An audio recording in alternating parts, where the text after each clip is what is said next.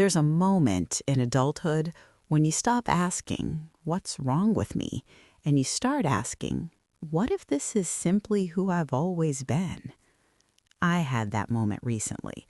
Not during a crisis, not in therapy, not after a life-changing event.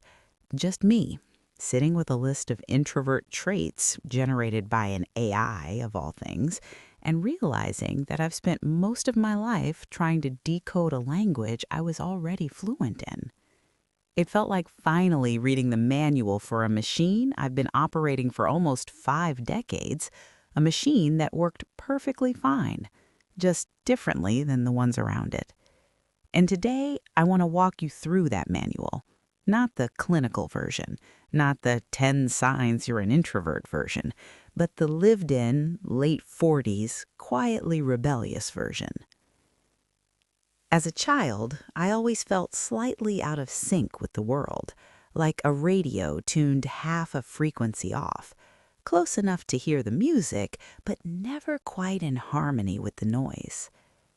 My room was my universe, a small country with its own borders, its own laws, and absolutely no diplomatic relations with my parents' social gatherings in the living room.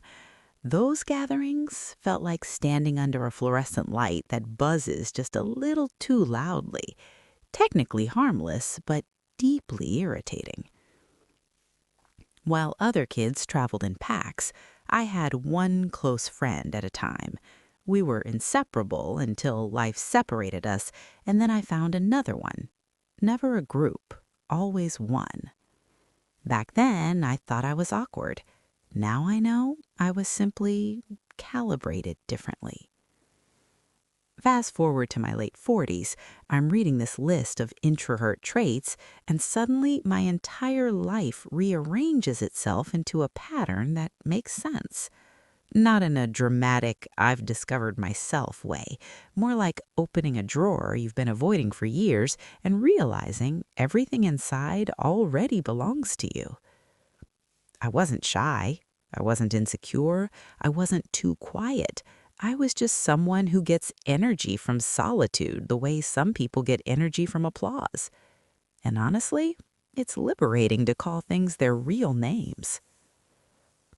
If my mind had a sound, it would be the low hum of a refrigerator at night, constant, steady, always processing something in the background. For years, I thought overthinking was a personality trait. Then I realized it was more like leaving all the lights on in the house, unnecessary, expensive, and exhausting.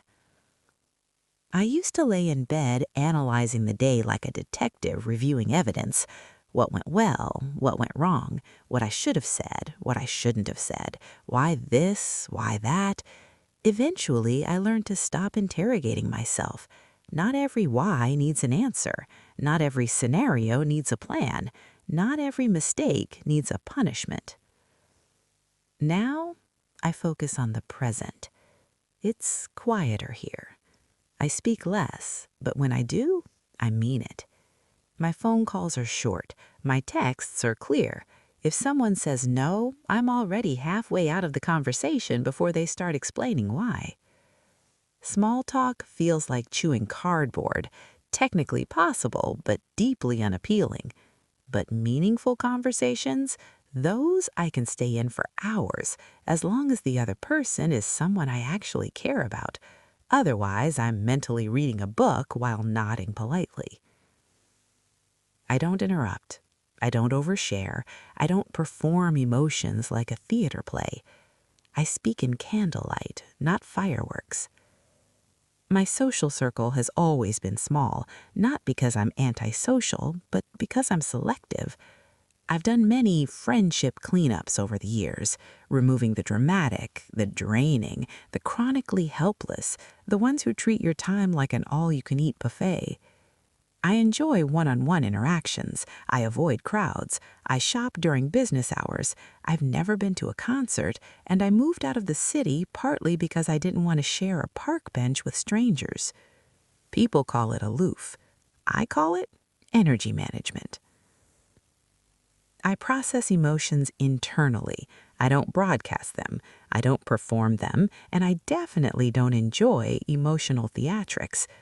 People have called me cold, unemotional, hard to read, but the truth is simpler. I feel deeply. I just don't feel loudly. I value emotional authenticity more than anything. If you're fake, I feel it instantly. If you're real, I'll open up, slowly but fully. Drama exhausts me. Honesty energizes me. My home is my sanctuary, not metaphorically, literally. Soft lighting, quiet rooms, everything in its place. No clutter, no chaos, no unexpected guests. I love nature, but the quiet kind, the kind where you hear your own footsteps and your dog breathing next to you. I don't need stimulation. I need space. Give me a task I care about, and I'll disappear into it for hours, like falling into a book and forgetting the world exists. Give me a task that feels pointless, and I'll still do it, but I'll question the meaning of life while doing it. I prefer working alone. If I'm forced into a group, I end up leading because someone has to bring order to the chaos. I hate unnecessary meetings. I love clear expectations, and I thrive when I'm left alone to solve problems without interruptions. People often mistake introversion for shyness or coldness or mystery or seriousness. But the truth is simpler. We're selective, not antisocial. We're observant, not detached. We're independent, not distant. We're private, not secretive. We're just wired differently. With age comes clarity, and with clarity comes pride. I'm thoughtful. I'm self-sufficient. I'm emotionally deep. I'm observant. I'm loyal to the few people who truly matter, and I'm capable of forming relationships that are meaningful, not just numerous. These aren't weaknesses. They're strengths I didn't know how to name when I was younger. If any part of this felt familiar, if you recognized pieces of yourself in my stories, then maybe you're on your own version of this journey, a journey where you stop apologizing for who you are and start understanding why you've always been this way. If you want to walk that path with me, quietly, thoughtfully, at a pace that feels human, you're welcome here. No pressure, no theatrics, just a space where people like us can breathe a little easier. If that resonates, you know where the subscribe button is. And if not, I'm still glad you spent this time with me. Over and out.